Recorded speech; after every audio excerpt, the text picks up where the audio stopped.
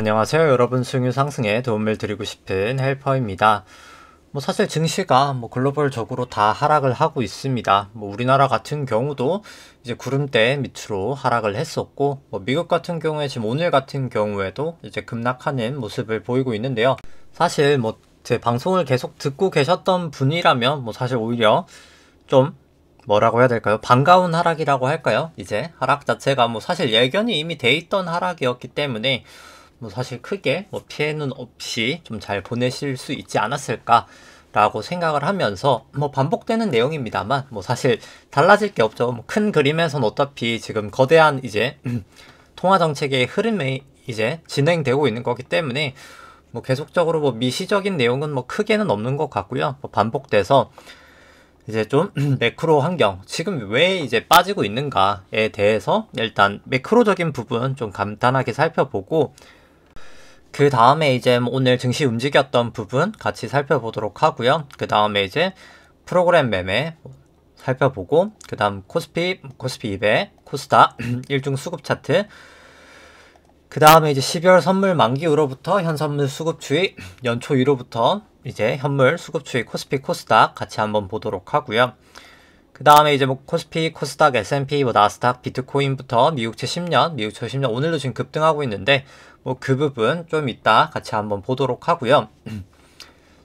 근데 이거 좀 보기 전에 일단 밸류에이션 지표인 일드갭과 패드 모델 먼저 살펴보고, 그 다음에 코스피, 코스닥, 신용장고 추이 같이 한번 보도록 하고요. 그 다음에 이제 통화량 대비해서 M2 대비해서 S&P, 나스닥 밸류에이션, 그 다음에 이제 코스피, 코스닥 밸류에이션 좀 보도록 하겠습니다. 그 다음에 이제는 수출액, 전년동기, ISM 제조업, ISM 비제조업 지수 같이 간만에 한번 좀 보도록 하고요. 그 다음에 이제 일간한국 수출액 대비해서 코스피, 시가총액, 글로벌 GDP 대비해서 이제 코스피, S&P 밸류에이션, 그 다음에 하이힐드 스프레드 같이 한번 좀 보도록 하겠습니다. 그 다음에 이제 아까 말씀드린 차트 보여드리도록 하고, 그 다음에 이제 지표들 그냥 다 이제 요일별로 하는 게 아니기 때문에 어디 있죠? 잠시만요. 네, 개별적으로 여기 나와 있는 종목들 다 전반적으로 미국까지 해서 같이 한번 엄청 많은데 간략간략하게 흐름들, 밸류에이션들 같이 한번 좀 살펴보도록 하고요. 그리고 매번 말씀드리지만 제가 이제 목이 안 좋은데, 근데 그냥 이게 그냥 항상 안 좋은 거여가지고 좀 양해를 부탁드리겠습니다. 일단 증시 같은 경우 이제 하락을 하는데, 그냥 단적으로 그냥 일단 왜 빠지고 있냐라고 하면 가장 그냥 간단하게 설명드릴 수 있는 건 실질금리가 올라가기 때문입니다. 실질금리가 올라가다 보니까 이제 할인율이 높아지면서 증시가 빠지고 있다라고 일단 그냥 1차원적으로 생각을 하시면 될 것 같은데, 근데 또 어떻게 생각을 해보면 꼭 이제 그게 항상 맞는 건 아닌 게, 실질금리가 그럼 올라갈 때는 항상 증시가 조정을 보였냐? 라고 질문을 주신다면 또 그건 아니거든요. 그래서 제가 그냥 1차원적인 대답이라고는 했습니다. 일단 1차원적으로는 일단 실질금리가 올라가서 증시가 빠지고 있다 라고는 일단 보시면 될 것 같습니다. 특히 이제 30년, 10년이 많이 올라갔죠. 근데 이제 이 부분을 좀 오랜만이긴 하니까 이제 같이 한번 좀 살펴보도록 하겠습니다. 좀 엑셀 오류가 되는데 잠시만요. 일단 사실 지금 같은 경우 이제 사실 통화 흐름에 대해서 일단 아시는 게 가장 중요합니다. 반복되는 내용이지만 사실 지금 그거보다 중요한 게 없기 때문에 일단 왜 빠지는지를 아는 게 가장 중요하겠죠. 그렇기 때문에 이제 빠졌을 때의 대응책, 그리고 이제 우리는 언제 사야 될지 매수 타이밍에 대한 고민. 저 같은 경우에 사실 지금 주식은 그냥 보유하고 있는데 숏 포지션이 저 같은 경우에는 주식에 지금 거의 한 9배 이 정도 됩니다.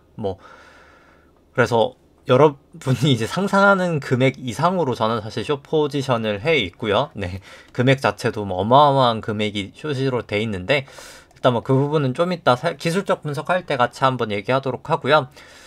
일단 화폐 발행 구조부터 양적 긴축까지 일단 어떤 흐름으로 가는지부터 일단 이해를 해야 되겠죠. 대부분 그냥 양적 완화, 돈 푸는 거, 양적 긴축, 돈 축소하는 거 정도로 이제 이해하시는 경우가 많을 텐데, 아주 틀린 말은 아닙니다만 정확하게 알지 못하면 사실 모르는 것보다 못할 수도 있긴 하기 때문에 같이 한번 반복되는 내용이지만 같이 한번 보도록 하겠습니다. 일단 뭐 미국의 화폐 구조 같은 경우에는 뭐 매번 말씀드리지만 되게 좀 이상한 구조입니다. 재무부가 이제 현금을 발행하기 위해서는 결국 화폐를 발행하기 위해서는 현금이 100이 생기기 위해서는 국채를 발행을 해야 되고요. 그래서 자산에 현금이 생기기 위해서는 부채, 국채가 생겨야 됩니다. 그럼 이제 이거를 연방준비은행이 사게 되는 구조고요. 그거를 이제 연방준비은행은 유통화폐라는 거를 이게 진짜 화폐인 거죠. 이제 그래서 결국 쭉쭉 사라지면서 현금이 100 생기고 유통화폐가 이렇게 100 생기는 구조다라고 보시면 될 것 같습니다. 그 다음에는 이제 양적 완화와 양적 긴축에 대해서 뭐 간단하게 좀 알아보도록 하고요. 일단 뭐 목적부터 알아야 되겠죠. 양적 완화는 왜 할까라고 생각을 해보면은 양적 완화는 상업은행의 보유현금 확대의 주 목적이 있습니다. 그래서 양적 완화는 뭐 많이 아시는 건지 이제 연방준비은행이든 각국 이제 중앙은행들이 자산 매입을 해주는 거죠. 뭐 연준이라고 생각을 해보죠. 연준이 이제 100억의 국채를 매입을 했습니다. 그러면 뭐 국채를 매도한 사람은 국채가 없어지겠죠. 근데 이제 현금인 100 생길 겁니다. 그래서 빵빵 이제 플러스 100 마이너스 100 빵이 되고요. 근데 이거를 결국 은행에 이 현금을 맡길 거잖아요. 이제 은행 시스템을 쓸 확률이 뭐 99.9%죠. 그래서 은행한테는 이 고객의 돈이 예수부채로 부채가 되고요.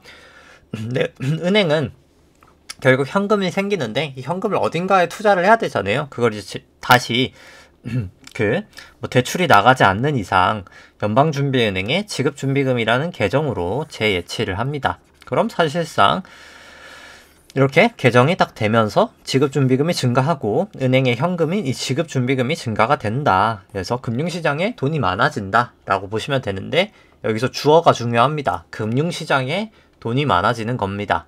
실물시장은 아니고요. 그럼 이제 테이퍼링이 될 때는 어떻게 되는가? 그러니까 양적 긴축이 될 때는 어떻게 되는가? 라고 보시면은 순서가 여기는 이제 자산부터 연준의 자산부터 순서가 진행이 됐었죠. 근데 이거는 이제 연준의 부채부터 순서가 진행이 됩니다. 순서 같은 경우에는 대출자, 뭐 제가 대출을 한다고 치죠. 뭐 제가 뭐 그냥 부동산 가격이 높아질 것 같아서 그냥 부동산을 사고 싶은 거예요. 그래서 제가 빚을 집니다. 100억을 빌렸다고 생각을 해보죠. 근데 결국 그럼 이제 뭐 100의 현금이 생길 겁니다. 근데 이걸 뭐 투자나 소비를 또 하긴 하겠죠.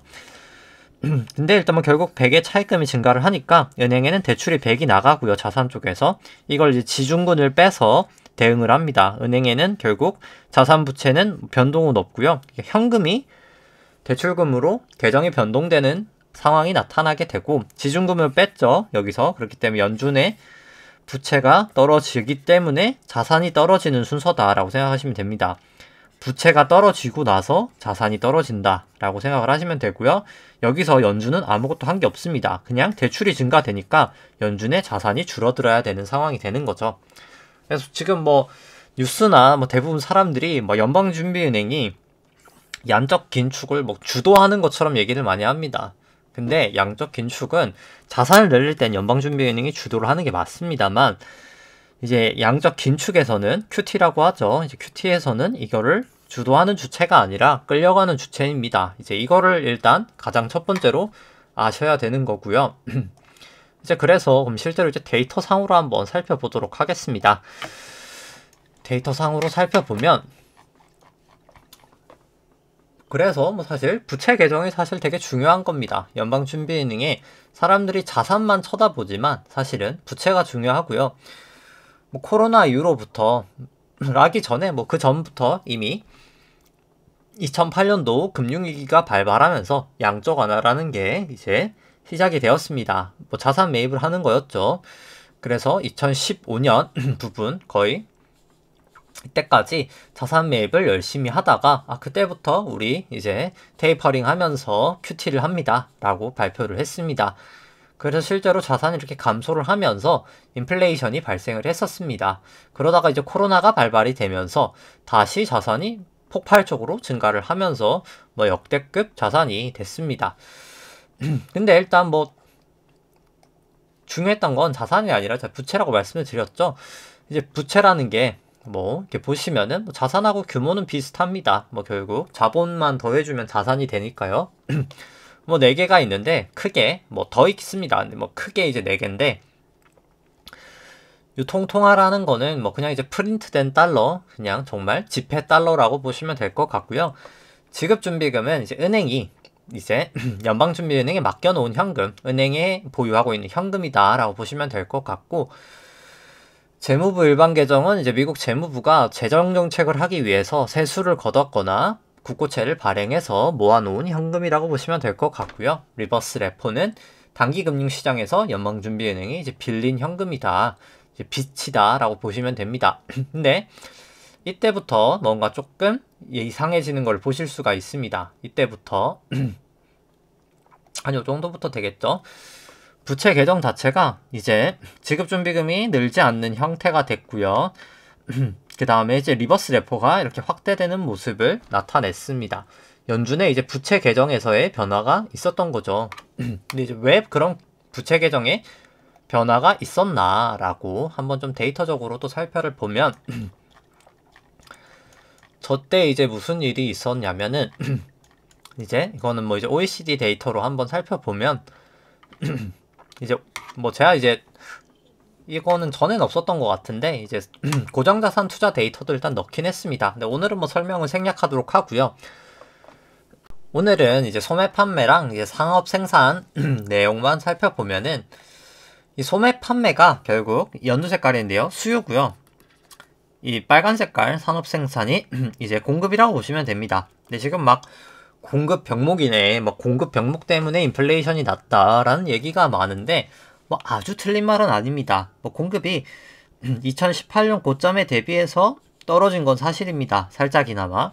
근데 보시면은 공급이 떨어진 건 맞는데 뭐 사실은 수요가 어마어마하게 증가를 한 거죠. 그래서 공급은 사실 그렇게까지 떨어지진 않았고 증가된 수요에 비해서 공급이 딸리고 있다라고 보시면 됩니다. 그러면 어떤 현상이 나타날까요? 그러면 당연히 투자가 늘어나겠죠. 결국엔 이 수요를 맞추기 위해서. 그럼 투자를 하기 위해서는 뭐가 필요할까요? 당연히 돈이 필요합니다.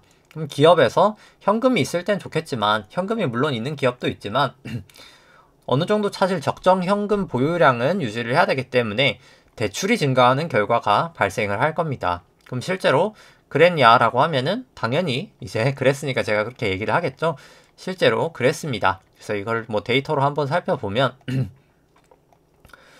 대출 증가가 그렇기 때문에 2021년 작년 5월 정도부터 이렇게 급속도로 증가를 하게 됩니다. 근데 뭐 그래서 뭐 대출 증가하는 게 뭐 어떤가, 수요가 많아서 그냥 대출 증가하는데 그게 뭐 증시 하락이랑 무슨 상관이냐라고 하실 수 있지만 이제 연관이 다 됩니다. 대출이 증가하니까 은행에서 이제 은행이 이제 지금 같은 경우에는 양적 완화 때문에 예금이 이렇게까지 이게 지급준비금인 거죠. 사실상 예금이 증가하고 대출은 그렇게까지 증가를 못했기 때문에 예대율이 어마어마하게 낮아졌었습니다. 예대율이 지금은 이제 올라가고 있는 추세를 보이고 있죠. 근데 이제 그게 또 문제가 되는 게 결국 은행 입장에서는 지급준비금에 투자를 하든 연방준비은행에 맡기는 건데 그것도 사실 투자죠.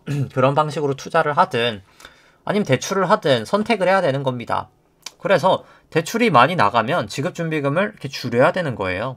대출이 지금 많이 나가니까 지급준비금을 못 증가시키는 겁니다. 근데 양적 완화 할 때 가장 메인되는 부채가 자산을 증가시키려면 이 자산이고 부채면 자산을 증가시키려면 부채가 증가를 해야 되잖아요.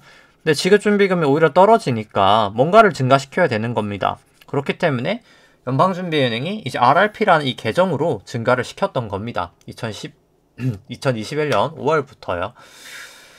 네, 그러면 이제 또 그런 반문을 주실 수가 있겠죠. 그럼 계속 뭐 RRP를 증가시키면 되겠네 라고 생각을 하실 수가 있을 겁니다. 근데 실제로 뭐 지금까지는 그렇게 증가를 시켰었죠. 근데 이제 지금도 보시면 그렇게까지 이제는 증가를 못하는 상황이 됐는 게 이제 그럴 수밖에 또 없는 건 또 단기금융시장을 알면 또 그럴 수밖에 없다는 거를 아실 수가 있습니다. 뭐 이 데이터를 보면 이제 제가 얘기하는 게 정말 그대로 가고 있구나 라는 걸 좀 느끼실 수 있을 텐데요.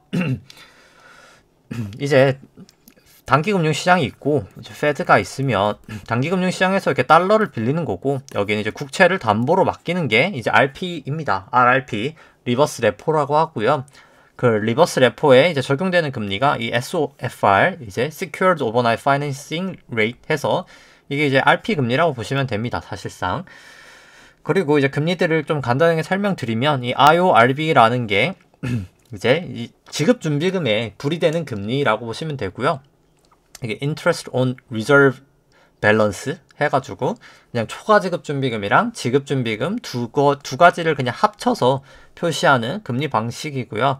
이제 T-bill 3months가 이제 미국 국고채 3개월짜리 국고채 금리고, 이 FFR이 이제 Effective Federal Fund Rate 해서 이제 유효 이제 그 연방준비은행 금리라고 보시면 되는데, 이제 은행끼리 이 IORB를 거래하는 금리다라고 보시면 됩니다. 그러니까 요거는 고시되는 실제로 연방준비은행이 지급하는 금리, 이 FFR은 이제 거래되고 있는 금리다라고 보시면 되는데, 이제 뭐 문제가 됐던 거는 뭐 일단 과거 그냥 시계열부터 설명을 드리면, 이렇게 이제 단기 금리가 빠졌던 거는 아까 이제 재무부 일반 계정이 미국이 이제 재정 정책을 사용하면서 가정에 이제 돈을 막 살포를 했습니다. 그러다 보니까 이제 재정 정책을 많이 하면서 조 달러가 넘는 금액들을 하면서 이제 돈이 금융시장에 워낙 풀렸다 보니까 그 부분으로 이제 빠졌던 부분이었고요. 근데 이제 그 2021년 5월 정도부터 제가 대출금이 증가한다 했었죠. 그렇기 때문에 실제로 그거에 대응해서 이제 연방준비은행이 이제 금리를 다 인상을 합니다. 이제 이 IORB 금리도 5bp 인상을 했고요. 이제 레포 금리도 인상을 했었습니다. 그러니까 뭐 사실 계속 이제 뭐 사실 연방준비은행의 이제 말을 믿는 게 아니라, 이제 파월의 말을 믿는 게 아니라 사실 행동을 계속 트래킹 했었으면 여기서 이제 RRP 한도를 계속 늘렸던 부분도 있었고, 뭐 제가 그냥 이때부터 계속 말씀을 드렸지만 이게 충분히 예상이 지금 가능한 하락이었습니다. 뭐 그랬던 상황이었고요. 그래서 계속 제가 이제 이 RP 금리를, 그러니까 RRP 금액이 계속 커지면 제가 이 단기 금리가 튈 수밖에 없다 했었죠. 근데 실제로 이렇게 튀고 있죠. 그리고 이게 이 IORP 금리까지 결국 닿으면 이제 금리를 올릴 수밖에 없는 상황이 될 겁니다. 뭐 지금 이미 그런 상황이 이제 되고 있는 거죠. 그러니까 이제 뭐 3월에 이제 금리를 인상해야 된다라는 이제 확률 자체가 당연히 이제 90%를 넘은 거고요. 이제는 3월에 0.25%가 아니라 이제 0.5를 올려야 되는 거 아니야? 이제 이런 얘기까지 지금 나오고 있는 상황인 겁니다. 그래서 이게 올라가기 때문에 결국 IORB를 정도 수준까지 오면 금리를 올릴 수밖에 없고, 이미 이제 그런 상황이 됐다 라고 보시면 될 것 같고요. 뭐 그래서 이제 RRP 같은 경우에는 계속해서 증가시킬 수 없다라는 걸 아실 수 있을 겁니다. 단기 금리를 끌어올리기 때문에 역으로 이제 기준금리를 인상해야 되는 거죠. 그럼 이제 좀 약간 낙관주의자, 이제 뭐 저는 사실 근데 뭐 낙관주의자도 아니고 비관론자도 아닙니다. 뭐 저는 사실 뭐 레버리지도 상당히 좋아하고요. 이제 뭐 공격적으로 할 때는 뭐 저는 뭐 매우 공격적으로 합니다. 그냥 다만 지금은 비관주의자여서 제가 숏배팅을 하는 게 아니라 그냥 빠질 상황이기 때문에 숏을 하는 거고, 올라갈 상황에서는 롱을 하는 거죠. 뭐 저는 항상 내린다라고 사실 증시에 말하지 않고요. 뭐 이게 참 제 주변 분들은 알겠지만 뭐 저는 아주 극단적으로 레버리지를 많이 쓰는 성향이기 때문에 뭐 상당히 뭐 사실 어떻게 보면은 뭐 롱에도 저는 많이 이제 하는 성향이다. 뭐 저는 이제 뭐 방송할 때부터가 이제 계속 하락 추세였기 때문에 뭐 저를 이제 하락론자라고 생각하실 수 있겠지만, 뭐 저는 이제 절대 비관주의자는 아니다. 뭐 제가 2016년에 사실 회사에 입사를 했었는데, 뭐 제가 그때부터 뭐 그냥 작년까지는 웬만해서는 계속 롱을 외치고 있었습니다, 회사에서. 이제 그러다가 이제 작년 초죠. 이제 그때 이제 그 증시 이제 딱 고점 치고 나서 이제 그때부터 사실 숏을 많이 외치고 있는 상황이고요. 이제 뭐 얘기가 조금 샜는데, 이제 중요한 거는, 그러니까 그래서 이제 낙관론자 분들은 이제 그렇게 얘기를 많이 하죠. 아, 경기가 침체가 되면 어차피 연방준비은행이 이제 돈 다시 풀지 않겠어? 라고 이제 많이 이제 희망적인 얘기를 합니다. 이제 그게 보통 연준 풋이죠. 뭐 파월 풋, 그린스펀 풋, 이제 그래서 그분들이 이제 우리의 하방을 지켜줄 것이다. 이제 풋옵션처럼 결국 거기 어느 정도 이상은 우리는 떨어지지 않을 거야 라고 어떻게 보면 희망을 가지시는 경우가 있는데, 이제 그 희망도 저는 조금 이번에는 어렵지 않을까라고 생각을 하는 게, 일단 뭐 지금처럼 인플레이션이 강하게 오던 시절이 이제 1970년도에 있었습니다. 근데 뭐 단순하게 1970년도에 뭐 인플레이션, 이 코어 PCE가 이제 소비자 물가고요. 이때 그냥 물가가 높았다고, 뭐 지금도 이만큼 높으니까 앞으로도 물가가 높아질 거야 라고 하는 거는 뭐 사실 당연히 말이 안 되는 이야기고, 이제 이때랑 지금이랑 이제 같은 공통점이 딱 있습니다. 딱 이때랑 지금하고 역사상 딱 두 번밖에 없었던 공통점. 이제 완화적인 통화 정책과 확장적인 재정 정책을 썼던 딱 두 가지 이제 해입니다. 이때나 이때랑 두 번밖에 없었어요. 이제 이번이랑 1970년도랑. 그럼 이제 그거는 왜 문제가 될까라고 생각을 해보면, 뭐 그때도 똑같이 이렇게 지급준비금이 쌓여 있는 상황들이었는데, 중요한 거는 이런 상황에서 재정정책을 사용하면 근데 이제 그거를 하기 전에 일단 QE랑 QT에 대한 효과부터 일단 알아야 이걸 좀 더 이해하기가 쉬우실 것 같은데, 이제 QE는 아까 또 양적 안 하고요. 이 QE가 Quantitative Easing, 그냥 돈을 푼다라는 의미인데, 그냥 딱 영어 의미상으로는 이거는 실제로 저희 그냥 진짜 이제 리얼 월드, 이제 실물 경제에는 영향이 없습니다. 뭐 사실상 뭐 물가나 이런 거에 영향을 주지 않습니다. 근데 이제 금융시장은 올라갑니다. 이제 금융시장 유동성이 증가되기 때문에 금융시장이 올라가죠. 그래서 QE 하면서 뭐 주식도 오르고 채권도 오르고 비트코인도 오르고 뭐 다 올랐습니다. 그냥 모든 게 다 올랐습니다. 그럼 이제 QT는 뭐냐라고 하시면, QT는 이제 금융시장에 대한 유동성이 이제 빠지면서요. 이 부채 계정이 떨어지면서 실물 경제로 돈이 흘러가는 겁니다. 그러니까 인플레이션은 이제 QT에서 사실 제대로 된 인플레이션은 발생합니다. 실물 시장에서. 보통 인플레이션이라고 하면 이제 실물 경제니까요. 그러니까 QE는 금융시장에 대한 인플레이션, QT는 금융시장 디플레이션, 실물시장 인플레이션인데, 제가 이거를 이제 지금 설명을 드렸던 게, 재정정책을 한다는 게 이 재무부 일반 계정으로 한다 그랬었잖아요. 재정정책을 할 때 실제로 이렇게 아까 이제 트럼프 정부 때 이제 재정정책을 쌓아놨던 현금도 결국 바이든 정권 들어서면서 다 지출을 했거든요. 그러니까 이 재무부 일반 계정인 TGA가 이렇게 막 감소를 합니다. 근데 향후에 또 재정정책 통과가 돼서 지금 할 예정이죠. 또 TGA가 또 증가할 겁니다. 근데 증가했다가 재정정책에 그냥 돈 써버리는 거잖아요. 또다시 바로 돈이 풀릴 겁니다. 그럼 부채 계정이 훅 감소를 하겠죠. 한 1조에서 2조가. 그럼 이제 아까 말씀드린 대로 이게 금리를 올리는 역할을 할 겁니다. 물가를 올리는 역할을 할 겁니다. 그러면 근데 중요한 건 이 재정정책 할 때 예를 들어서 경기가 안 좋았다고 생각을 해보죠. 그럼 경기가 안 좋다고 재정정책을 안 할까요? 이미 법안 통과가 됐는데 안 하지 않겠죠. 하겠죠.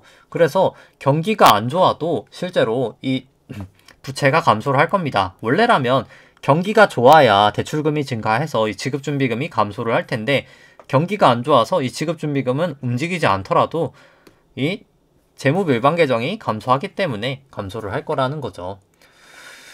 그렇기 때문에 뭐 이러나 저러나 어차피 물가는 상승할 수밖에 없고 이제 증시는 떨어질 수밖에 없다 인 겁니다. 그러니까 QT를 하면서, 그럼 이제 사실 떨어지는 직접적인 원인은 이제 부채가 떨어지면서 이제 실질 금리가 올라서기는 합니다. 그러니까 근데 이제 실질 금리가 오른다는 거는 좀 단편적인 이야기라고 했죠. 이제 제가 그렇게 생각을 하는 게, 결국 이제 주가라는 거는 세 가지의 함수입니다. 그러니까 보통 한 가지로만 설명을 해요. 퍼가 높으니까 지금은 비쌉니다. 퍼가 낮으니까 쌉니다. 할인율이 이제 금리가 높아지니까 주식이 떨어질 겁니다. 금리가 내려가니까 주식이 올라갈 겁니다. 근데 사실 다 틀린 말입니다. 제가 생각하기에. 그러니까 왜냐면 복합적으로 봐야 됩니다. 이게 실적과 사실 이 실적이 밸류에이션이고요. 그러니까 밸류에이션과 성장률과 할인율의 함수거든요. 사실 주가는. 그래서 이거를 세 개를 동시에 봐야 됩니다. 그러니까 다면적으로 봐야 되는 거죠. 왜냐면 설사 뭐 할인율이 높아진다고 하더라도요, 뭐 얘네가 성장률을 더 높아지고 실적이 더 높아지면 증시는 오를 겁니다. 그게 이제 2015년도 금리 인상기에 나타났던 현상이었고, 지금 같은 경우에 저는 할인율이 높아지니까 이미 밸류에이션이 너무 높아진 상황에서 증시가 무너지는 거죠. 그러니까 그래서 이게 세 개를 다 봐야 되는데, 이제 그걸 뭐 데이터로 이제 한번 살펴보도록 하죠. 실제로 실질금리가 이제 할인율 역할인데요. 일단 뭐 실질금리부터 한번 과거 이제 모습들을 살펴보면 실질금리가 뭐 낮았을 때 1975년도 당연히 이제 그때 인플레이션 발생할 때 시절 직전이죠. 바로 그때 낮았었고 이번에 역대급으로 낮습니다. 파란 색깔인데요. 좀 짧은 시계열로 살펴보면 실질금리 이제 바닥을 찍고 올라가고 있는 모양이고요. 이제 파란 색깔은 팁스 실질금리고요. 이 약간 세피아 색깔은 이제 코어 PC에서 이제 10년물 금리를 빼서 차감해서 이제 만든 값입니다. 이제 뭐 두 개 뭐 어차피 방향성은 똑같은데 중요했던 거는 이제 실질금리가 올라갈 때, 그러니까 내려갔을 때 이제 일반적으로는 사실 경기가 안 좋을 때입니다. 그래서 원래 실질금리가 낮고 밸류에이션도 낮거든요. 그게 이제 2015년 정도 수준이었죠. 높지가 않았었죠. 2012년 요 중반 때도 그렇고 요때가 둘 다 실질금리가 좀 낮은 편이잖아요. 그래서 이제 그때들 좀 밸류에이션을 살펴보면 뭐 특히 이제 미국 쪽으로 중심으로 보면은 뭐 한국도 똑같기 때문에 뭐 특별히 이제 좀 시계열이 긴 미국 쪽으로 보도록 하고요. 요건 뭐 트레일링 퍼여서 뭐 설명 생략하도록 하고 이제 트레일링 PBR을 살펴보면은 2012년 중반이나 2015년 중반이나 다 밸류에이션 자체가 지금에 비하면 너무나 낮았습니다. 뭐 사실 2015년 이때는 반절도 안 됐었고요. 2015년도 거의 한 반토막 정도 밸류에이션이었습니다. 지금에 비하면. 그리고 수익률은 또 이제 수익성, ROE 수익성 같은 경우에는 뭐 지금이랑 크게 뭐 다르지 않죠. 유사한 정도 수준이었죠. 수익성은 같은데 밸류에이션은 워낙 쌌으니까 금리가 이때 오르는 추세였거든요. 2015년부터 보시면은 기준금리가 이렇게 올라가는 시즌이었어도 증시는 올랐습니다. 왜냐면 밸류에이션도 싸고 이 당시 성장률도 좋았기 때문에 뭐 이 정도 할인율 올라간다고 해서 증시는 무너지지 않았습니다. 근데 중요한 거는 지금은 이제 실질금리는 이제 올라가고 있는 추세죠. 할인율은 올라가는데 중요한 건 밸류에이션이 너무 높다는 거죠. 뭐 닷컴버블 수준 밸류에이션이 왔는데도 수익성은 낮은 상태. 그럼 이제 할인율이 높아지면 증시는 버틸 수가 없는 겁니다. 근데 이제 이 할인율은 어차피 QT를 하면서 실물 경제로 돈이 더 흘러가고 금융시장에 돈이 이제 없어지는 순간 더 올라갈 거라는 거죠. 그러니까 뭐 저는 지금 하락이 뭐 이제 뭐 긴 시간의 하락 중에서는 뭐 이제 초입 정도에 불과하다. 뭐 그렇게는 생각을 합니다. 뭐 좀 자세한 내용은 이제 차트 설명할 때 조금 설명을 더 드리도록 하고요.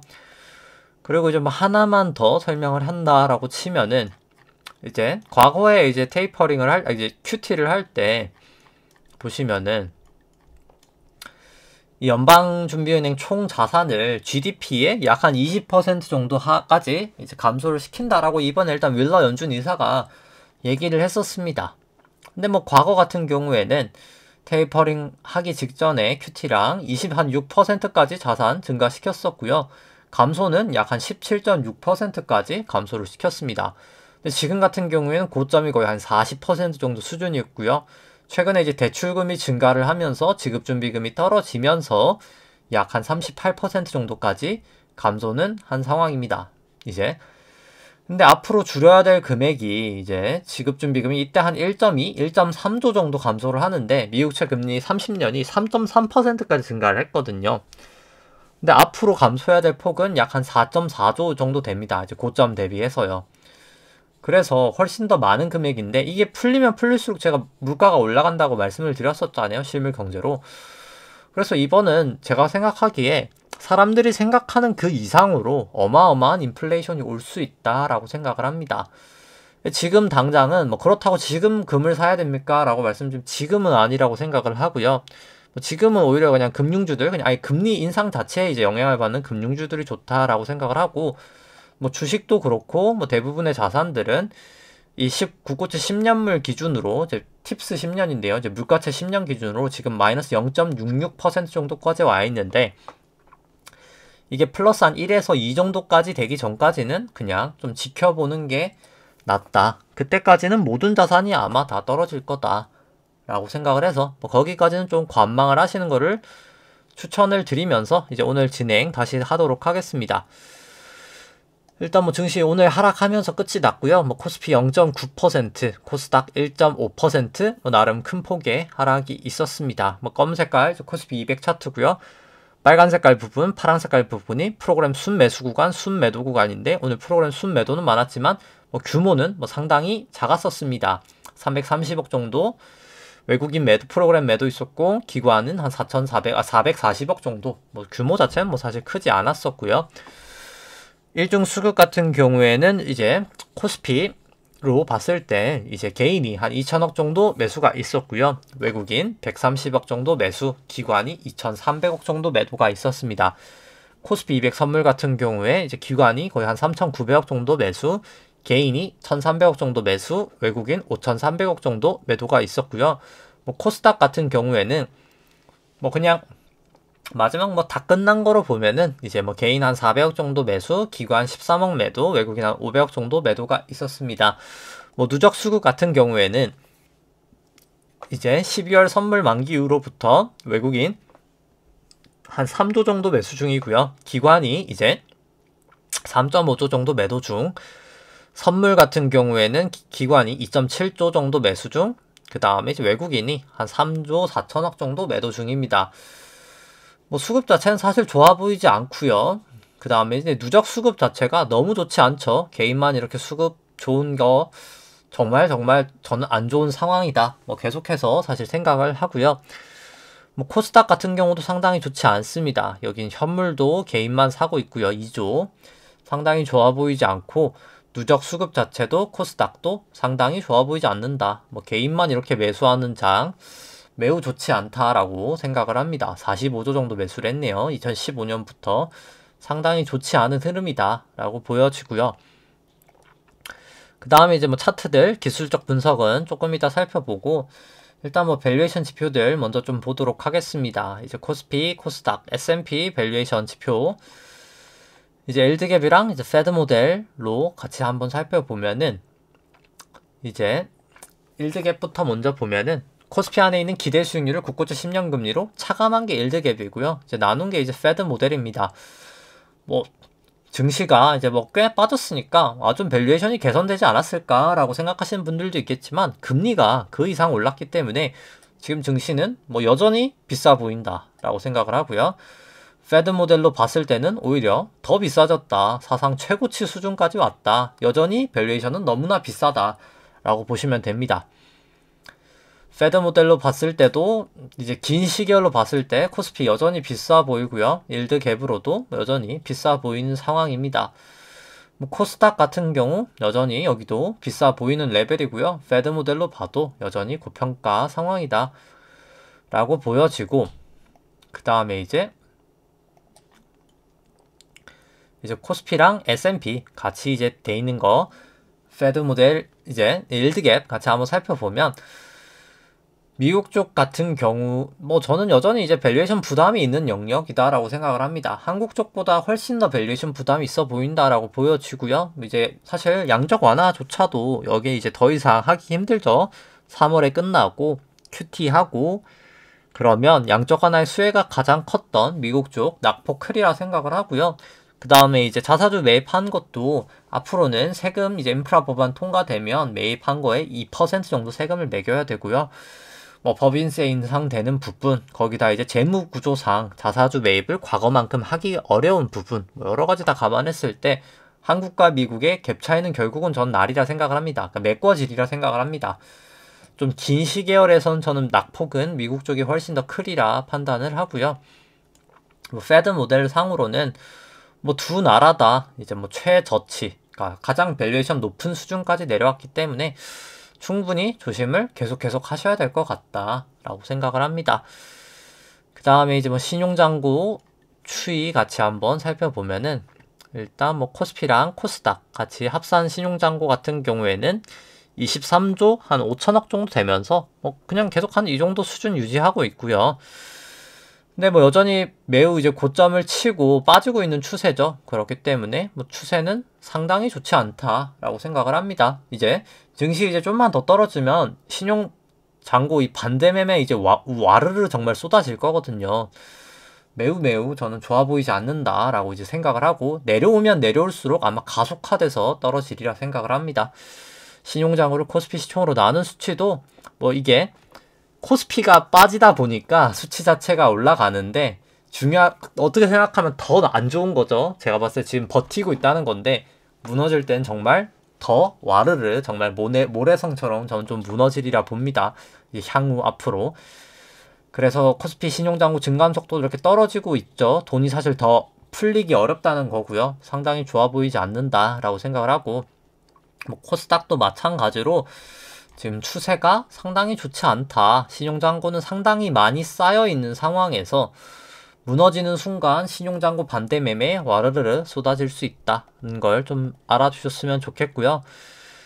그 다음에 이제 통화량 대비해서 밸류에이션 살펴보면 S&P 닷컴버블 이후로 최고치 수준에서 빠지고 있는 수준이기 때문에 뭐 S&P나 나스닥 둘 다 좋아 보이지 않고요. 코스피 같은 경우도 이제 2018년 정도 밸류에이션 고점 치고 빠지고 있는 추세여서 코스피, 코스닥 둘 다 좋아 보이지 않습니다. 뭐 중국은 이제 MLF 금리 뭐 10bp 또 인하한다라고 하는데 뭐 그게 이제 마냥 좋아할 일은 아닙니다. 이제 뭐 그래서 이제 뭐 중국 좋습니다라고 하는 분들도 많은데 이제 그렇게 뭐 단순하게 또 이렇게 금리가 그럼 내리면 무조건 좋냐라고 했을 때 또 그것도 아니거든요. 항상 좀 되게 다방면으로 생각을 해야 되는데 이제 M1 나누기 M2가 사실 낮을수록 돈이 없다는 겁니다. 그러니까 유동성이 떨어진다는 거고 실제로 그때 2015년 이렇게 중국 증시 M1 나누기 M2가 낮았을 때 급락을 했습니다. 한국 같은 경우도 뭐 가장 낮았을 때가 IMF, 그 다음에 2008년도 금융위기였었고요. 낮을수록 안 좋았고 이번에도 2011년부터 계속 안 좋았습니다. 근데 중국에 이제 돈을 풀면은 이게 올라갈 거는 맞습니다. 그럼 돈 풀어 손에 올리면 되겠네 라고 이제 간단하게 생각할 수 있지만 이제 그렇게 간단하게 생각하기에 지금 상황이 좋지 않은데 이제 그 이유가 중국 쪽 물가가 너무 높아지고 있다는 겁니다. 보통 이 금리를 인하할 때는 다 이 물가가 낮을 때 인하를 했었거든요. 이때나. 근데 지금은 높을 때인데 높을 때 금리를 인하하는 상황은 어떻게 보면은 그럴 수밖에 없을 정도로 상황이 안 좋은 겁니다. 인플레이션이 발생하는 걸 감수할 정도로 경기가 좋지 않다는 뜻이고요. 근데 인플레이션은 감수할 수 있는 그게 아니거든요. 그래서 사실상 저는 중국은 더 어려워지리라고 봅니다. 이제 그래서 뭐 상당히 이게 지금 내려오고 있다고는 하나 생산자 물가가 이미 이 수치 자체도 높고 여기서 이제 금리를 떨어뜨리면 이게 또 자극을 해서 결국엔 전 더 올라갈 수밖에 없다.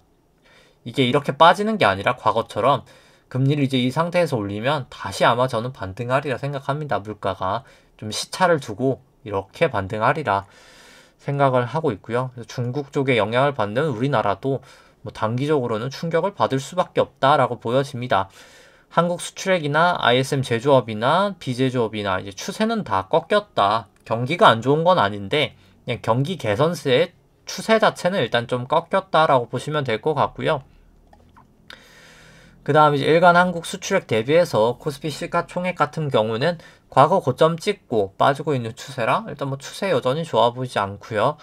글로벌 GDP 대비해서 이제 코스피, S&P 밸류에이션 다 이제 추세를 꺾이고 있죠. 한국은 이미 꺾였고요. S&P도 점점 꺾여가는 상황에서 뭐 굳이 이제 떨어지는 칼날을 저희가 잡을 필요는 없다라고 보여집니다. 여전히 뭐 아직까지는 저가 매수로 들어갈 타이밍은 전혀 아니다라고 보여지고 이제 그 미국 쪽 휴장이 있었잖아요. 어제 그래서 이 하일드 데이터는 좀 2022년 1월 13일까지 데이터여서 뭐 사실 이번 증시 급락이 반영이 안 돼 있어서 아직은 조금 올라와 있지는 않습니다만 결국은 좀 반등을 하지 않았을까. 현재 제가 계속 좀 위험 관리는 하시는 게 필요하다라고 말씀드리는 게 하일드가 이제는 좀 반등을 저는 하리라 생각을 합니다. 그렇게 생각을 하고요. 그래서 뭐 그 다음 이제 기술적 분석으로 코스피는 이제 코스피 200으로 살펴보면은 1998년도 이제 외환위기 저점부터 해서 닷컴 버블 때까지가 이제 엘리어트 파동상으로 전 1파, 그 다음에 이제 하락이 2파, 이제 닷컴 버블 하락이 2파, 금융위 전까지 상승이 3파, 금융위 하락부터 지루해졌던 조정이 4파, 그 다음 17년, 18년 상승이 5파로 이제 큰 1, 2, 3, 4, 5가 끝이 나서 큰 1파 저는 완성이 되었다라고 보고요. 그 다음 이제 미중 무역 분쟁 코로나까지 떨어지면서 ABC 떨어지면서 큰 2도 완성이 되고 지금 큰 3의 1이 끝나고 큰 3의 2다 라고 보여집니다. 그 다음에 이제 여기 저점하고 저점을 그어서 여기도 이제 채널링을 해보면 뭐 거의 닿는 부분에서 사실 조정을 보였었거든요. 보시면. 그래서 3-1 딱 잘 완성을 잘했구나 라고 알 수 있었고요. 뭐 구주봉으로 보더라도 MACD, RSI 사실 뭐 이때부터 다 매도 시그널 보이고 있었기 때문에 RSI는 뭐 저는 이제 여기서부터 계속 고점이다 라고 얘기를 드렸었지만 좀 안 좋다. 전 이때 풋옵션을 사실 그때도 매수를 했었거든요. 뭐 그때도 사실 상당한 수익을 거두었었는데 뭐 그냥 여러 가지 지표로 사실 이미 고점은 좀 나타나지 않았었나. 긴 시계열로 보더라도 뭐 거래량을 봐도 이때가 고점이었죠. 좀 고점이었었다라고 판단이 되고요. 그 다음에 이제 코로나 저점 이후로부터 이제 3-1파의 시작이죠. 여기 1파, 2파, 3파, 4파, 5파 고점을 쳤다라고 보고요. 여기도 똑같이 이제 2파랑 4파 저점을 그어서 3파 고점에다가 올려를 놓으면 뭐 제가 지금 뭐 사후로 이렇게 얘기를 한다고 해서 이게 사후에 지금 얘기를 하는 게 아니라 제가 뭐 사전적으로 다 이 부분에 대해서 뭐 과거 영상을 보시면 아시겠지만 뭐 중요한 건 지나고 나서는 아무 의미가 없잖아요. 결국 뭐 돈을 버냐 마냐 이제 앞으로에 대한 게 문제지. 근데 이제 뭐 다 이제 과거에 제가 실제로 이렇게 했던 거를 이제 복기를 해드리는 거고요. 지금 이제 뭐 뒤에서 이제 끼워 맞추기를 하는 게 아니라 그래서 여기도 뭐 고점 뭐 다 다였었기 때문에 뭐 채널은 유효했다라고 판단이 되고요. 여기 이제 채널 깨질 때 1차적으로 매도, 그 다음에 여기서 이제 2차적으로 매도, 뭐 두 번의 매도 기회는 있지 않았나라고 판단이 됩니다. 5파 고점 치고 그 다음에 이제 남은 건 이제 A, B, C 하락이겠죠. 여기가 A, B, C로 이제 A, B, C 큰 A의 하락은 완성이 되었다라고 보고요. 작은 이제 A, B, C에 대해서 B까지 나오고 나서 이제 여기서 A 저점에다 올려놨기 때 여기도 저점 다여서 채널은 유효했었고요. 여기 이제 이렇게 떨어질 때 C가 이제 거의 끝나가는구나. 올라갈 때 C가 끝났구나. 뭐 이렇게 좀 A, B, C 바닥도 잡을 수가 있었습니다. 그 다음 이제 여기 4파 저점하고 또 A파 저점을 이렇게 그어봤을 때 뭐 여기서 한번 깨지긴 했지만 2차적으로 여기서 이제 깨질 때 와르르 좀 무너진 상황이고요. 그래서 뭐 저는 지금 뭐 일단 계속해서 같은 뷰입니다만 ABC로 A가 하락이 됐고요. 여기가 ABC로 작은 A, B, C까지 완성이 되고 여기까지 C가 완성이 돼서 이게 큰 B고요. 큰 A, 큰 B. 지금 이제 C다라고 봅니다. C에 1, 2, 이제 3에 1, 3에 2, 전 3에 3, 3에 4, 3에 5, 그 다음에 4, 5 이런 식으로 좀 크게 빠지리라 판단이 되고 엘리어트 계산치 상으로 일단 C파의 저점은 아무래도 잠시만요. C파의 저점은 이제 지금 뭐 해놓은 게 워낙 많아가지고 아무래도 이제 A의 1배 정도 하락한다. 이제 가장 통상적인 하락을 하고 봤을 때 333 정도고 일단 뭐 1.8보다는 아마도 저는 일단 333 정도일 확률이 뭐 가장 일단 높을 것 같다라고 일단 생각이 되고 그렇게 생각이 되고요. 뭐 너무 자세한 내용은 뭐 좀 생략하도록 하고 일단 뭐 일본 괴선상으로 봤을 때 일단 뭐 전화선 기준선 다 하회하고 있고요. 기준선 방향 떨어지고 있고 9일 26 프랭스팬 다 역전돼 있고 구름대 이탈을 하면서 뭐 이제는 뭐 어떤 걸 긍정적으로 봐야 될까? 뭐 전혀 긍정적인 게 없고요. 50일, 120일, 200일 다 데드 크로스 쓰고 뭐 여기서 뭐 긍정적으로 볼 만한 거는 뭐 저는 전혀 없다라고 봅니다. 뭐 여기서 사실 전혀 지금 매수를 하거나 뭐 주식에 대한 뭐 포지션을 늘릴 상황은 전혀 아니다라고 보여지고요. 뭐 저 같은 경우에 여기랑 여기 정도 부근에서 풋옵션을 뭐 대거 매수를 해서 뭐 지금은 이제 뭐 상당히 수익이 매우 많이 나 있는 상황입니다. 그래서 뭐 저는 숏을 하지 않는 이상 뭐 지금 주식 포지션을 줄이는 게 좋지 않을까. 뭐 계속해서 뭐 사실 여기 비파 때부터 지금 계속 얘기를 드리고 있고요. 좋아 보이지 않는다 인 상황이고 이제 국내 쪽도 파동 자체가 제가 봤을 때 전 여기가 이제 하락 시작이라고 봐서 여기가 이제 1파 나오고 나서 2파 나오고 그 다음에 이제 3의 1 정도다라고 봅니다. 아까 3의 1이 여기까지였고 3의 이제 1의 2 해서 쭉쭉쭉 지금 빠지지 않을까. 결국은 빠진다라고 봅니다. 너무 이제 미세한 파동은 제가 뭐 설명은 시간 관계상 좀 생략하도록 하고요. 그 다음에 이제 뭐 코스닥 같은 경우도 뭐 너무 좋지 않은 상황이죠. 이제 A, B, C로 여기 5파 고점 치고 A 빠지고 B 올라가고 C에 1, C에 3 이렇게 지금 낙폭으로 빠지고 있다고 봅니다. 뭐 C에 3은 훨씬 더 빠질 거라고 보고요. 왜냐면 이제 4가 결국 얘랑 겹치면 안 되기 때문에 3은 저는 꽤나 엄청 많이 빠진다라고 봅니다.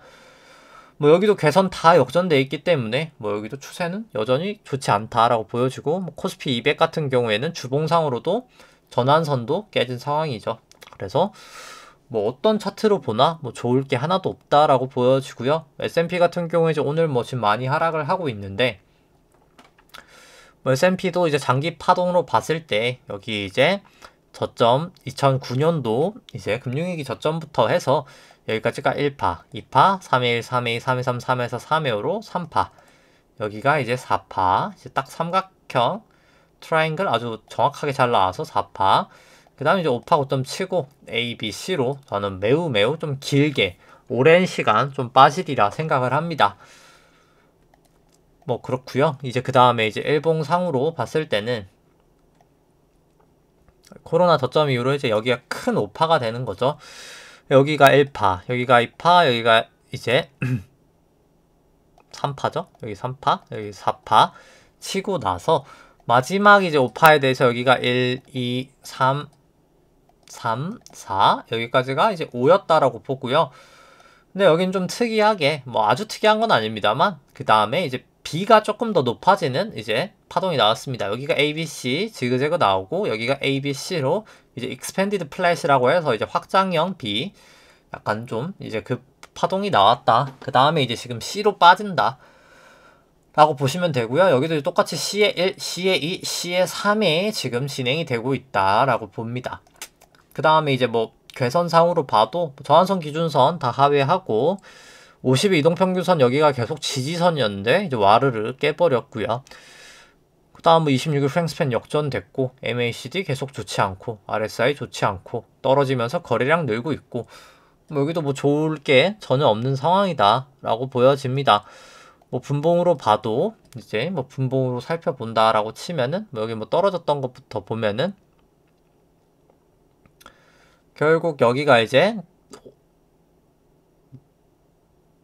고점이었던 거죠. 이제 그러니까 완벽하게 고점은 이게 B인데요. 이제 B의 위치인데요. 이제 B 이제 A, B 이제 좀 더 긴 시계를 봐야 될까요? 이제 한 변에 다 안 보이니까 240분봉으로 보면은, 그러니까 여기가 5파 고점 치고 이게 A, B, C로 지그재그로 A가 떨어졌던 거고요. 여기가 이제 A, B, C로 플랫으로 이제 B로 올라갔던 거고요. 그래서 이제 B라고 했었던 거고요.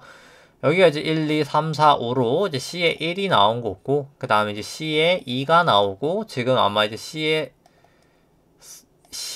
이제 3에 작은 1이 나온 거고요. 1, 2, 3, 4, 5. C에 3에 작은 2가 올라갔다가 이제 C에 3에 3 가장 강력한 파동이 저는 나타나리라 생각을 합니다. 그래서 뭐 저는 뭐 오늘이든 내일이든 좀 꽤나 크게 좀 빠지지 않을까 뭐 그렇게 보고 있고요. 그래서 뭐 저는 나스닥 같은 경우 숏을 뭐 여기서부터 사실 선물 매도 했었었고요. 풋옵션 매수랑 그랬다가 여기서 조금 이제 좀 청산을 했었고, 그랬다가 다시 올라갈 때 좀 매수를 했다가 여기서도 또 매수를 하고 지금 뭐 계속해서 보유를 하고 있는 상황입니다. 뭐 나스닥도 차트는 똑같은데 뭐 나스닥 저항선 기준선 다 하락하고 있고 역전됐고, 구름대 깨버렸고, 26일 프랭스팬 역전됐고, 뭐 이제 여기서 더 어떤 걸 여기서도 나쁜 게 있을까 할 정도로 여기도 추세는 매우 좋지 않습니다. 뭐 주봉상으로도 그렇고요. 뭐 사실 3주봉으로 봐도 MACD, RSI 이렇게 떨어지면 뭐 이제 그냥 파라볼릭도 코로나 저점 이후로 처음으로 매도 시그널 나오면서 뭐 매우 기나긴 하락이 시작될 거라고 보는데, 뭐 저는 한 요 정도 빠졌다가 이렇게 반등을 쭉 한 몇 개월 했다가 뭐 오늘 한 7월 정도 봅니다. 저는 한 6개월 정도 반등했다가 이렇게 빠지리라 봅니다. 이게 파동상 ABC가 이런 식으로 아마 전 크게 나지 않을까. 여기에서는 이제 작은 ABC가 있고요. 여기서 또 이제 ABC가 이렇게 있겠죠. 그 다음에 여기가 1, 2, 3, 4, 5 이렇게 빠지는데, 뭐 최악의 경우 한 요 정도 구름대까지 1, 2, 3, 4, 5로 좀 빠질 수 있지 않을까 뭐 이렇게 보고 있습니다. 파동상으로 좀 긴 시계열에서 이렇게 바라보고 있고요. 뭐 그 다음에 이제 비트코인 같은 경우는 뭐 마지막 이제 5파 치고 나서 결국 여기가 1, 2, 3, 4, 5 이제 끝 5파인데 이제 5의 1이냐 5의 5냐가 뭐 중요했던 건데 뭐 저는 뭐 계속해서 그냥 마지막 5였을 확률이 더 높다라고는 보고요. 근데 확정적으로 이건 얘기를 드릴 수가 없고 근데 어차피 그냥 롱으로 하려면 여기 그냥 저는 넘어서고 하시는 게 맞다라고 계속 말씀을 드리고 있습니다. 뭐 여기를 돌파하기 전까지 뭐 굳이 이제 롱 포지션을 취할 필요는 없다. 뭐 그렇게 보고 있고요.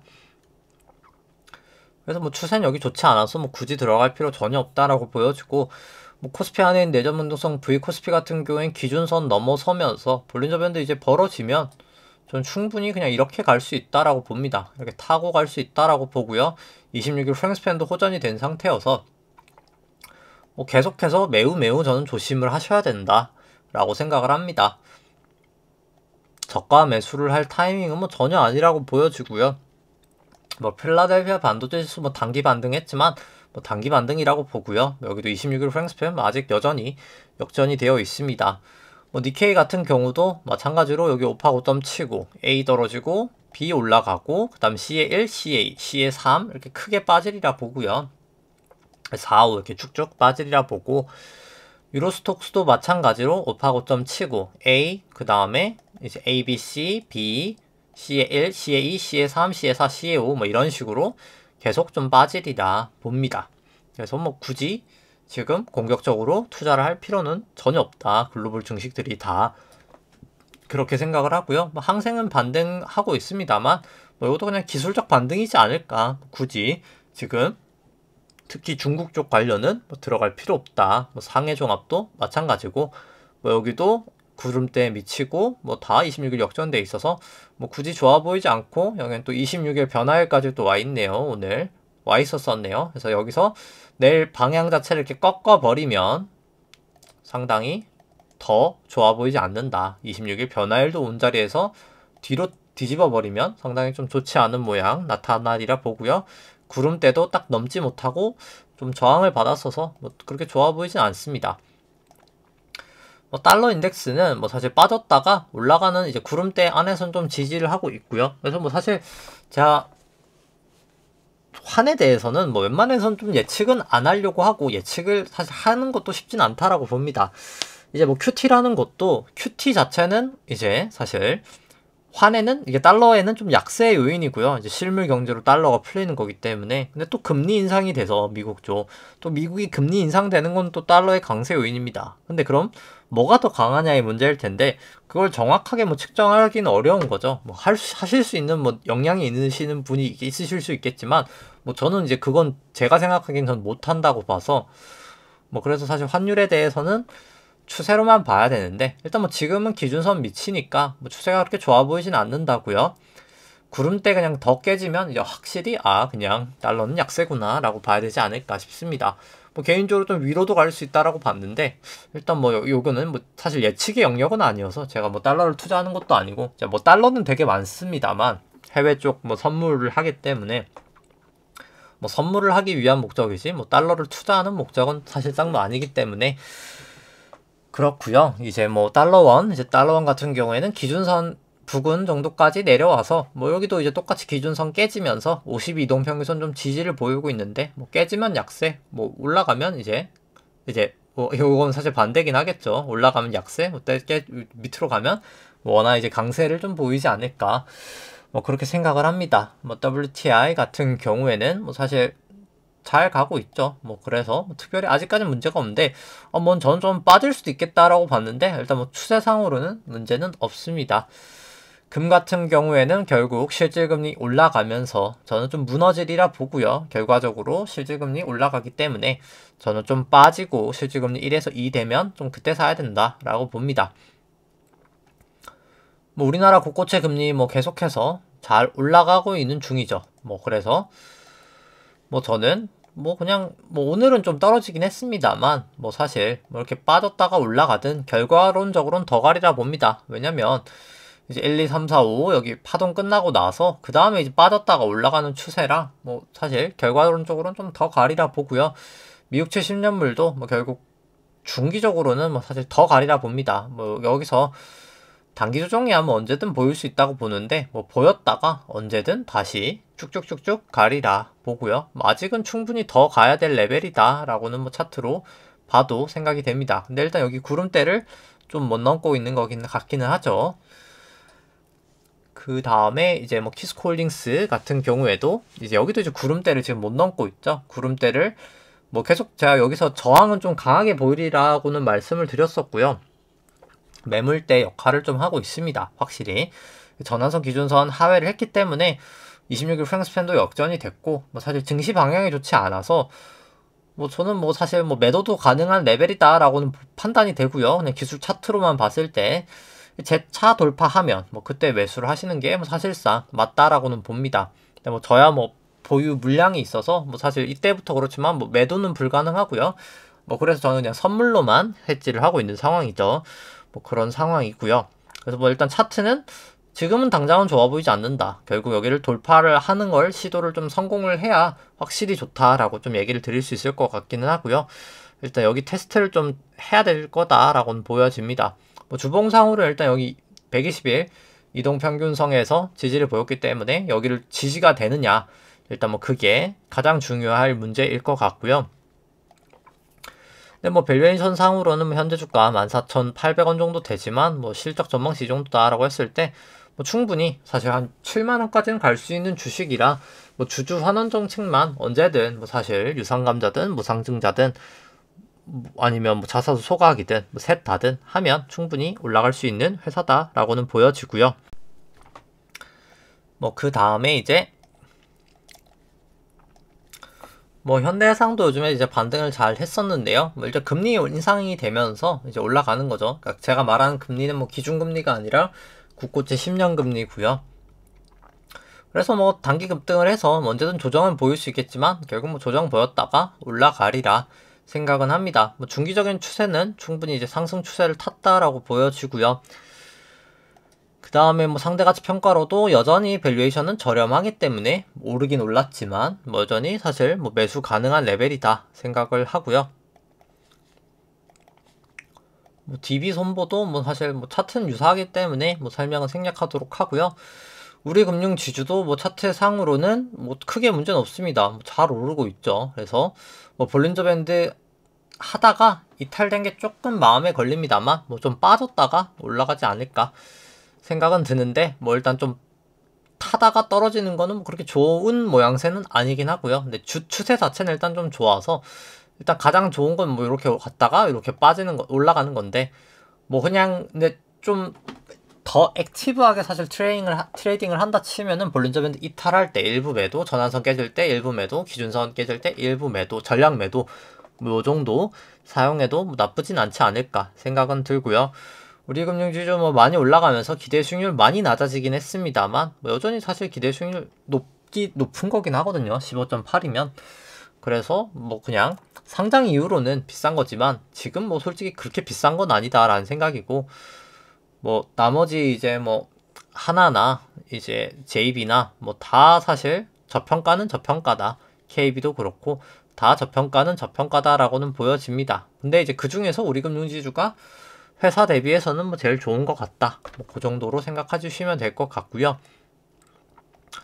그 다음에 이제 뭐 삼성전자 살펴보면은 삼성전자 같은 경우도 이제 결국 여기서 이제 5파 고점을 치고 작년 1월에 A 빠졌다가 B도 이제 반등이 이제 거의 끝난 게 아닌가라는 생각입니다.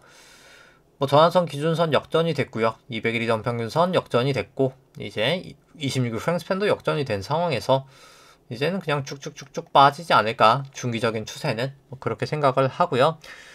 그 다음에 이제 여기도 뭐 절대가치 평가로도 그렇게 싸 보이진 않는다. 이제는 그렇게 싸 보이지 않는다라고 보여지고 뭐 상대가치 평가로는 뭐 더 심합니다. 상대가치 평가로는 항상 이 연두색깔 기대 수익률 한 8% 정도 하회하면 항상 조정을 보였었는데 이번에 뭐 어김없이 7.9 정도에서 빠지고 있고 연두 색깔 기대 수익률 여전히 높지 않은 수준이고 금리를 보정한 이 보라색 같은 경우에는 뭐 거의 최저점 수준까지 내려와 있기 때문에 금리까지 감안하면 지금 주가가 좀 빠졌지만 여전히 매우 비싼 상황이다 라고 판단이 되고요. 하이닉스 같은 경우는 뭐 똑같습니다. 여기도 좀 오파 고점 치고 B 나오고 빠지고 있는 것 같다. 얘 모양새고 그 다음에 여기도 뭐 밸류에이션 상으로는 그렇게까지 좋아 보이지 않는다. 여기는 이제 실적 변동성이 있어서 원래는 절대가치 평가는 항상 저평가다. 그렇게 보시면 될 것 같고 뭐 상대가 여기 카카오가 왜 있을까요? 네. 넘어온 것 같은데 이제 하이닉스 같은 경우도 뭐 상대가치 평가로 좋아 보이지 않는다 라고 생각이 되고요. 뭐 현대차 같은 경우에는 뭐 좀 더 심하죠. 이제 오파고 좀 치고 A 단다 B 올라갔다가 결국 무너지면서 구름대 밑으로까지 내려왔기 때문에 뭐 추세 좋아 보이지 않는다. 뭐 굳이 보유할 필요 없다라고 생각이 되고요. 뭐 여기는 절대가치 평가로도 밸류에이션 부담이 있어 보이고 상대가치 평가로도 뭐 그렇게 싸 보이진 않는다. 뭐 과거 대비는 올라왔지만 이 최근에가 그냥 너무 말도 안 되게 비싼 거지. 뭐 지금이 그렇게 싼가에 대해서는 여전히 물음표다 라고 생각이 되고 LG화학 같은 경우도 구름대 넘지 못하고 빠지고 있어서 뭐 계속 추세는 좋아 보이지 않습니다. LG화학도 뭐 그냥 밸류에이션 지금 그렇게까지 좋아 보이지 않고요. 그 다음 상대가치 평가로 본다 하더라도 과거 대비해서는 올라온 건 맞지만 뭐 굳이 그렇게까지 뭐 엄청 메리트 있는 가격인 것 같지는 않다. 뭐 그렇게 생각이 되고요. 롯데케미칼 같은 경우도 일단 차 추세가 너무 좋지 않아서 구름대 이렇게 깨진 상황에서 굳이 들고 갈 필요 없다라고 보여지고요. 그 다음에 이제 상대가치 평가로는 여긴 그래도 좀 싸다. 밸류에이션 상으로는 매력이 있다라고 생각이 되고 상대가치 평가로는 싸다. 근데 일단 추세가 좋지 않다. 뭐 그렇게 보시면 될 것 같고 효성화학 같은 경우 이제 오늘 좀 급락을 했습니다. 그래서 기준선을 하회했기 때문에 그냥 기술적으로 전 26일까지 깨졌기 때문에 뭐 매도를 하시는 게 맞지 않았을까라는 생각이고 이왕 이렇게 된 거면 이제 아마도 그냥 여기가 A, B, C고 여기가 이제 B고 C였을 확률이 C가 올 확률도 충분히 있다라고 생각이 되고 오늘 매도를 못 하셨다면 여기 이제 구름대까지도 깨지면 그때는 정말 미련 없이 매도를 하시는 게 맞지 않을까. 사실 오늘 매도를 하는 게 맞았고 기준선이 깨졌었기 때문에 근데 뭐 여기서 매도를 못했다면 아무리 늦어도 여기 구름대랑 52동 평균선이 같이 지나가기 때문에 여기를 깨지면 미련 없이 매도를 하시는 게 맞지 않을까 생각은 됩니다. 근데 그럼에도 불구하고 사실 회사 자체의 밸류에이션 자체는 뭐 싼 편이다. 뭐 충분히 사실 상승 여력은 있는 종목이다라고는 뭐 여전히 생각은 하고요. 뭐 상대가치 평가로도 뭐 과거에 비해서 비싼 건 맞지만 절대 이제 상대가치 평가 안에서의 절대적인 레벨 자체로는 뭐 사실 싼 편이다.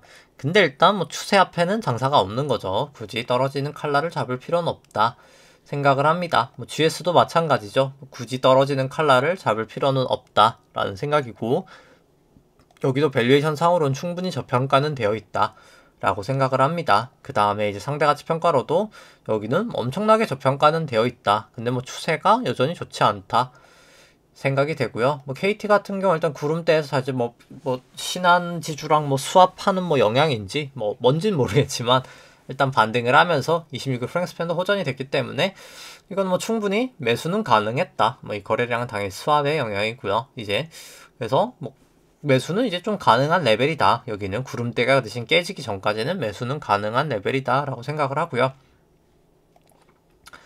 뭐 절대가치 평가로는 여기도 저평가는 충분히 많이 되어 있다라고 보여지고요. 상대가치 평가로는 여기도 뭐 충분히 상대가치 평가로도 저는 뭐 저평가가 되어 있는 종목이다 라고는 생각을 합니다. 그 다음은 DLENC 요즘 뭐 건설업계가 사실 좀 시끄럽긴 합니다만 뭐 그 부분 영향 때문에 좀 빠지고 있죠. 사실 뭐 그럼에도 불구하고 뭐 사실 밸류에이션 상으로는 좋다라고 보는데 일단 뭐 추세상 구름대 안으로 들어왔고 26일 후행스팬 깨졌고 기준선 깨진 마당에 뭐 굳이 미련을 가질 필요는 없고 그냥 이렇게 되면 이게 그냥 ABC고 B고 아이고 B고 C일 확률도 충분히 있다. 200이동 평균선에서 저항을 보였던 걸 생각을 하면 이제 뭐 그렇게 생각을 하는 게 뭐 좀 합리적인 생각인 것 같고요. 근데 다만 뭐 여기도 밸류에이션 자체로는 상당히 저렴한 구간이다 라고는 생각이 되고요. 상대가치 평가로도 상당히 사실 회사 자체는 저렴한 회사다 라고는 생각을 합니다.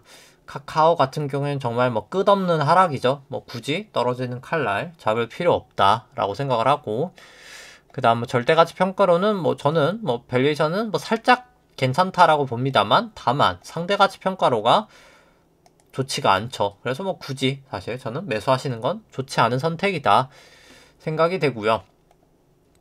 그 다음 이제 뭐 네이버 같은 경우에는 뭐 여기도 차트가 좋지 않죠. 그래서 굳이 뭐 떨어지는 칼날 잡을 필요 전혀 없다라고 생각을 하고, 상대가치 평가로도 여기는 절대가치 평가로도 밸류에이션 부담이 있어 보이고, 뭐 상대가치 평가로도 뭐 여기도 밸류에이션 부담 여전히 있어 보인다. 과거보단 낫지만 밸류에이션 부담은 있어 보인다라고 생각을 하고요.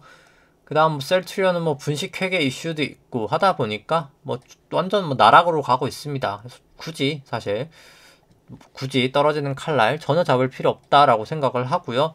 밸류에이션 자체도 저는 부담이고, 상대가치 평가로도 밸류에이션이, 근데 여기는 뭐 상대가치 평가로는 그냥 과거가 워낙 이제 사실 과거가 워낙 비쌌어가지고 상대가치 평가로도 뭐 그렇게 봤을 땐 엄청 비싸 보이지는 않는 것 같긴 합니다. 상대가치 평가로는. 근데 절대가치 평가로가 좀 비싸서 뭐 굳이 손은 안 가고요. 삼성 바이오로직스도 추세 이제 다 꺾인 판국에서 뭐 굳이 섣불리 들어가기는 좀 어렵지 않을까. 뭐 그냥 딱 대충 봤을 땐 여기 1, 2, 3, 4, 5 뭐 이렇게 갈 수도 있다라고는 보는데, 어차피 가봐야 뭐 이렇게 갔다가 이렇게 빠지지 않을까. 그래서 뭐 그렇게 좋아 보이지 않는다라고 생각을 하고요. 그 다음에 여기는 밸류에이션 상으로도 상당히 밸류에이션 부담이 있어 보인다라고 생각을 하고, 삼성 바이오로직스는 기대 수익률로 봤을 때도 뭐 과거에도 고평가, 지금도 고평가, 뭐 그냥 계속 고평가다라고 생각을 합니다. 그 다음에 이제 NC소프트 같은 경우도 뭐 굳이 떨어지는 칼날 뭐 잡을 필요 전혀 없다라고 보여지고요.